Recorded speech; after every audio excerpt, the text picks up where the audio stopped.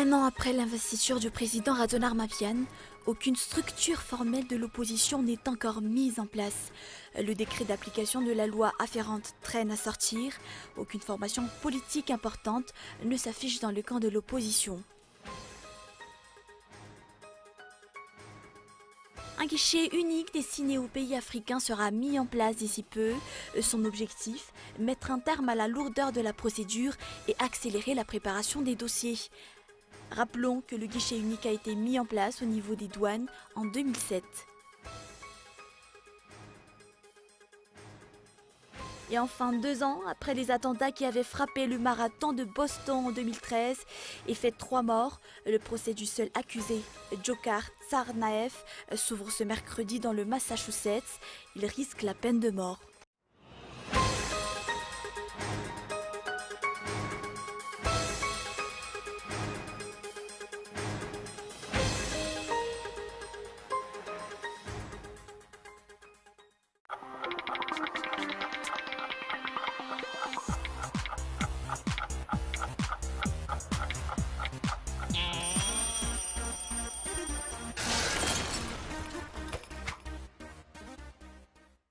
Fiary petrabola tsy manatsahala azo antoka mikajy ny tahiry tsy ho versand na atao andrehetra tahajana polisy an-taona 0,7 isan-jato ho an'ny petrabola 3 taona sy 0,7 isan-jato ho an'ny 2 taona ary 0,7 isan-jato ho an'ny herintaona ho amin'ity volana marsa ity.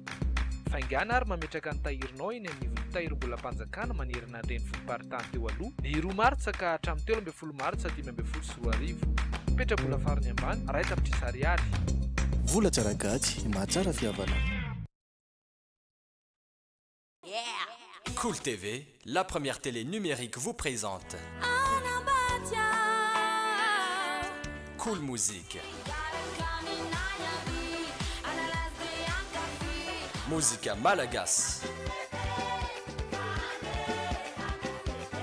Variété Malagas. La première chaîne musicale sur la toute première télé numérique à Madagascar. Des tubes, des nouveautés, le hit de la semaine,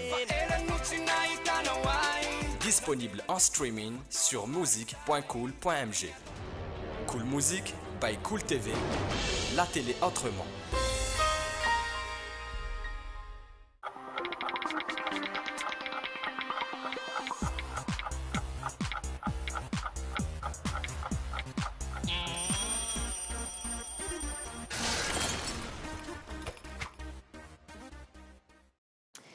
Bonsoir à tous et bienvenue dans votre journal. Un an après l'investiture du président Radon Armapian, aucune structure formelle de l'opposition n'est encore mise en place. Le décret d'application de la loi afférente traîne à sortir. Aucune formation politique importante ne s'affiche dans le camp de l'opposition. Le groupe des 5 partis politiques se trouve en pole position, d'après le juriste Saound Rabenariou. Le temps n'est pas encore propice, d'après Jean-Louis Robinson, président national du parti Havana et candidat en 2e position lors des dernières présidentielles. Ergina Rabaji. L'absence d'un contre-pouvoir à l'Assemblée nationale constitue la faille majeure de la 4e République. La majorité des propositions de loi sont adoptées presque à l'unanimité. Les députés auraient reçu des pots de vin à chaque séance de vote d'après des indiscrétions. C'était le cas lors de l'adoption de la loi des finances ou encore la proposition de loi portant statut particulier d'Antananarivo. Le groupe des 5 partis politiques se place à la meilleure position pour former une alliance d'opposition, d'après la juriste Saound Rabenarivo. Elle invite la formation politique à prendre le devant et se déclarer dans le camp de l'opposition. Depuis le 11 décembre 2014, la RT Avan, Mapar, Malakas Miaramiang, Yarakisik et les Verts ont monté une alliance. D'après Jean-Louis Robinson, président du parti Avan, ils feront une déclaration commune au moment opportun. Selon les textes, le leader de l'opposition prendra la place du 7e vice-président de l'Assemblée nationale. Sans le décret d'application de la loi sur l'opposition, les partis politiques membres de l'opposition ne peuvent pas élire leur président. Le paiement des compensations réelles des transporteurs de la ville d'Antananarivo débutera ce mois d'avril. Les transporteurs verront leurs dépenses journalières compensées en partie en matière de carburant. Jusqu'ici, la compensation forfaitaire est effective. Les transporteurs sont compensés sur 30 litres par jour. Avec les 7000 transporteurs, 5000 ont jusqu'ici fourni des dossiers complets, dont 3350 ont déjà reçu leur compensation des mois de janvier et février. Les 2100 restants auront leur part cette semaine. Et juste à titre de rappel, la compensation se fait par rapport à la différence du prix à la pompe et le prix de référence du mois de juillet 2014, soit 2860 arrières.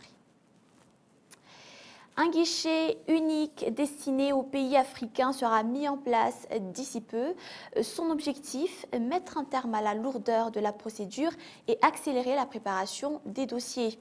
Rappelons que le guichet unique a été mis en place au niveau des douanes en 2007.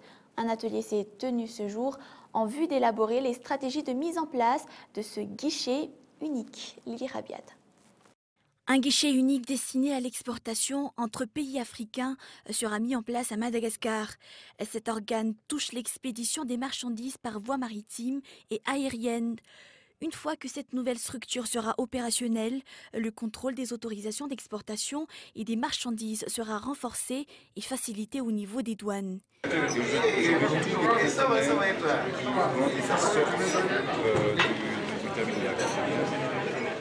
Sont vérifiés électroniquement et sont validés via le système.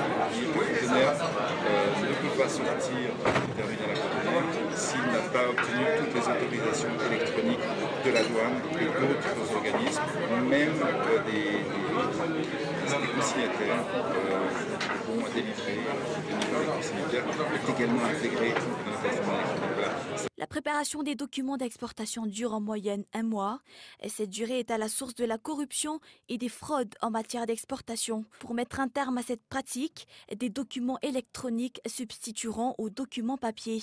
Un atelier pour la mise en place d'un guichet unique à l'exportation s'est tenu aujourd'hui. Il a vu la participation de tous les acteurs concernés. Mais dans l'actualité aujourd'hui également, les parents d'élèves se plaignent. L'enseignement dans la plupart des écoles et collèges publics de la ville d'Antananarivo est interrompu. 14 écoles publiques à Antananarivo abritent des sinistrés. Les responsables de la circonscription scolaire d'Antananarivo rassurent que jusqu'ici, aucun report des dates d'examen officiels n'est prévu. Michel Aranardzon. 13 EPP et un CEG abritent les sinistrés d'Antananarivo. Le CEG d'Anousbé abrite la majorité, dont 1200 sur 2623 sinistrés de la zone. Les 1423 sinistrés s'éparpillent dans les 13 écoles primaires. Depuis lundi, l'enseignement a été interrompu, se plaint Radjenadja San Martin, président des enseignants non fonctionnaires de cet établissement. Nous craignons que le programme ne soit achevé à temps, ajoute-t-il. Les responsables au niveau de la circonscription scolaire d'Antananarivo de leur côté affirment que jusqu'ici, aucun report des dates d'examen officiels n'est prévu. À titre de rappel, les examens du CEPE et du BEPC s'effectueront au mois de juin et juillet. Jusqu'ici, les problèmes des sinistrés restent sans solution durable.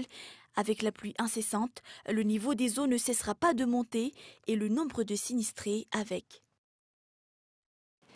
Et le prix du charbon flambe. Une hausse de 20% a été constatée depuis quelques jours, mais depuis une semaine, le prix du sac de charbon a doublé. Il passe de 15 000 arrières et avant le passage du cyclone Sheza à 30 000 arrières, voire 45 000 arrières cette semaine. Rosanne Malal.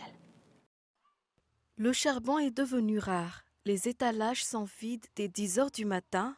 Au-delà de 7 heures, les ménages doivent parcourir tout le quartier pour en trouver.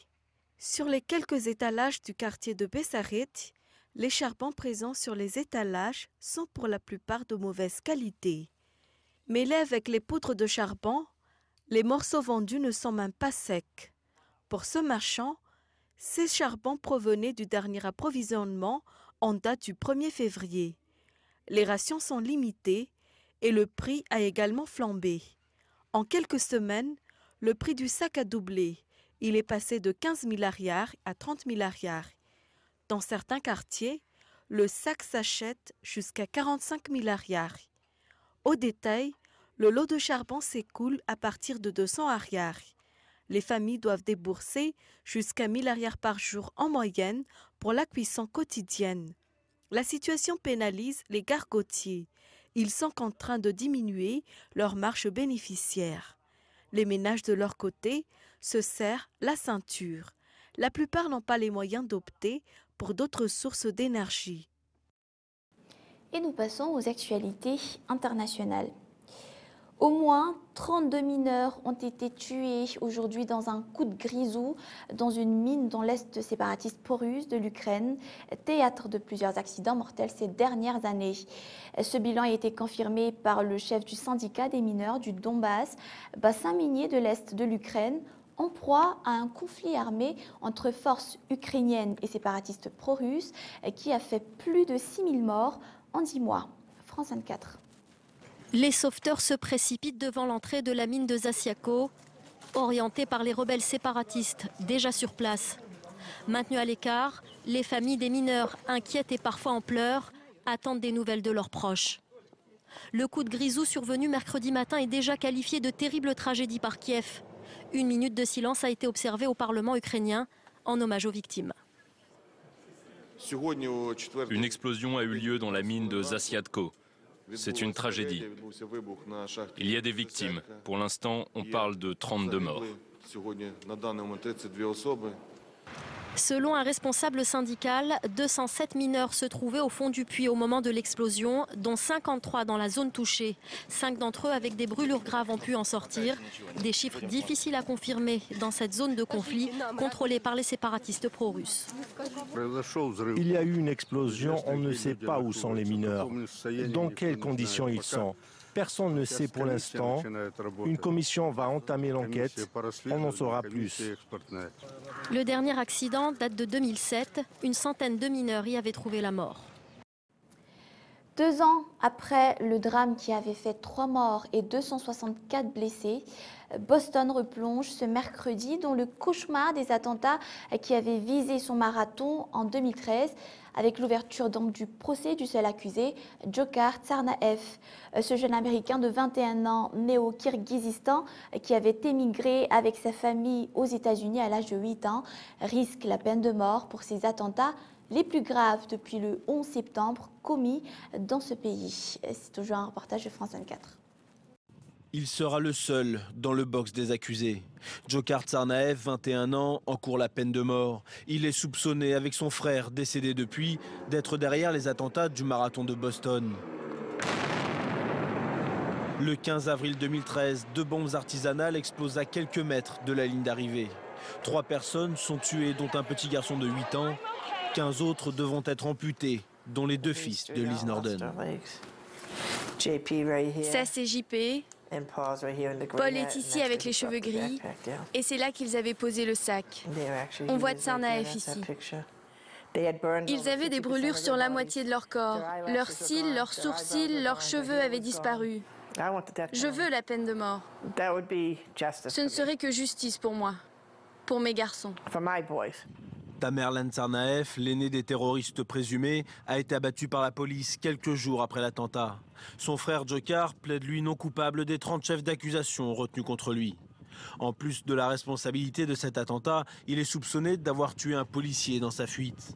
Les avocats de la défense tentent de dépeindre Tamerlan comme la tête pensante, celui sans qui rien ne serait arrivé, pour épargner la peine capitale au seul survivant. Les frères Tsarnaev, d'origine tchétchène, vivaient aux États-Unis depuis leur enfance et semblaient parfaitement intégrés. Le procès doit durer jusqu'au mois de juin. Et voilà un récapitulatif donc des points qu'on a vus ce soir. 1 an après l'investiture du président Radon Armapian, aucune structure formelle de l'opposition n'est encore mise en place. Le décret d'application de la loi afférente traîne à sortir. Aucune formation politique importante ne s'affiche dans le camp de l'opposition.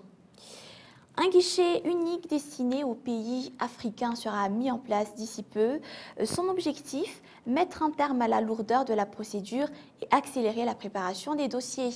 Un atelier s'est tenu ce jour en vue d'élaborer des stratégies de mise en place de ce guichet unique. Et enfin, nous avons aussi vu que le prix du charbon flambe.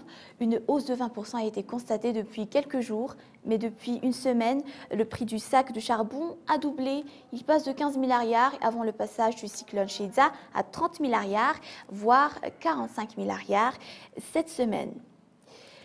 N'oubliez pas que ce journal est visible sur notre site tv.cool.mg. Voilà pour l'essentiel. Je vous souhaite une très belle soirée et merci d'être resté avec nous, d'avoir choisi le journal de Cool TV. On se retrouve donc demain, toujours à partir de 21h15. Au revoir.